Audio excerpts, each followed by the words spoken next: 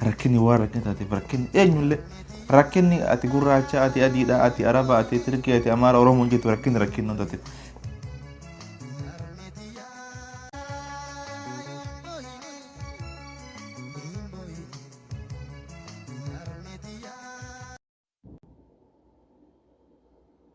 Hala. ها كانت بر بالبل كبيت قبل مجدا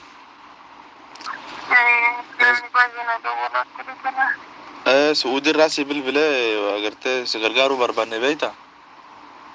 نعم نسي البلا جرامتي لا بالبلا براني نمام باي اوكي قرت ان شاء الله صوم من ورمو كجو ركعت بيتا واتك هيادني اما لكوس ان كانتي كتي برباني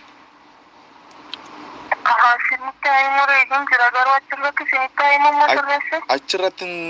nutti mul'anne qajeelee beektaa tiraakii ta'ee dhufe. Iskibitoo qabaannaan barreessaa jiru.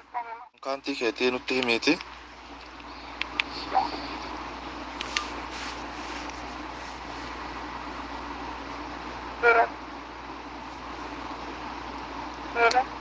Heela. Soddomii tokko. Jaatami sagal kudha tokko torbaatami sadi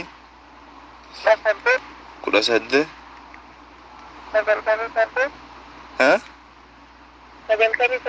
sagaltami saddeet shantama kudhanii.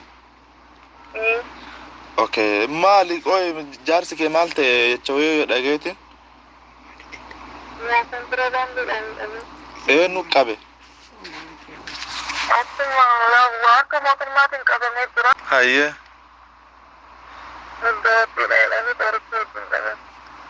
okay taajibati amma finfinnee jirta amma eessa jirta mee osan bakka seen ulleen qabatte viidiyoo keessaa arra waraabbe moo ka ture moo akkami angaruu ammoo maal okay amma bakka amma eessa jirta nama bira jirta moo kumatti godaanarra jirta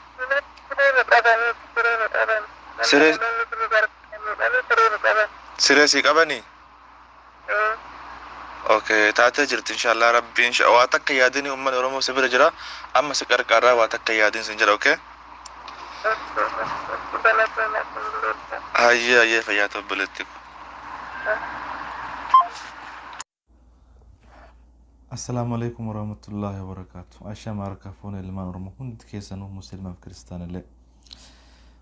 بغيرات نسنجتشا ساقلين يمسن القاجر تنكوني جنتي يلما جامتي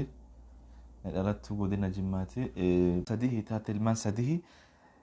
كرا غبار ابته المو سدي غرتي المان سدي ابته كرا غبار ابته اكشتم يتين سوني بوتو biyya namni jiru keessatti biyya abbaa ishii keessatti akkasii bootu numa raajuu keessi kenna agartee keessi kenna nu rifate jechuudha foon kenna tolu nu boora yaa nutti yeroo isin akkasitti biyya abbaa ishii irratti bootu san yeroo isin akkasitti imaan san lakkuun gafurtu ilmaan sadi qabattee karaa gubbaa dhaabattee bakka buluu bakka deemu osan wallahi keessi kenna kun guutuu san nu babbada jechuudha yoo sanitti ani isin oromoo ta'uu iyyuu hin beeku garuu rakkinni eenyummaa nama gaafachiisu. ati eessa dhuftee rakkinni kamuyyuu ati eenyu maali gosa kam sin gaafachiisu rakkinni garuu eega rakkatee booda hogguu bilbilee gaafannu intala oromooti intala oromoo akkasii rakkatuun mamnuu asuma jiru jechuudha kanaafuu ujuullee teenya jechuudha wallahi waan qabdanii riyaala 100 qabdaami riyaala 100 fuudhiti 50 si ergi 50 bifadhuuti mee rakkadhu agarta wallahi rakkattu rabbiin si qarqaara waan qabduun bira dhaabbadhaati gammachiisa jaarsisi muyyaletti amata sadde itti faradamedhame jechuudha amata sadde waggaa sadde jechuudha achi booda gara yommuu qabdu abbaan silaasii duraan yoo tana soora ijoollee sana olii gad deemeetiin qallabeetii waan tokko hidha jiraachisu mana hidhaa jira jechuudha mana hidhaa amata sadde itti faradan bahuu hin dandeenye isiin rakkattee jirti kanaafuu ijoollee teenya tan oromoo guutumatti yoo rakkinni kamuyyuu gosummaa sin barbaachisu firummaa yookaan gandummaa sin barbaachisu bira dhaabbadha waan qabdanii bira dhaabbadha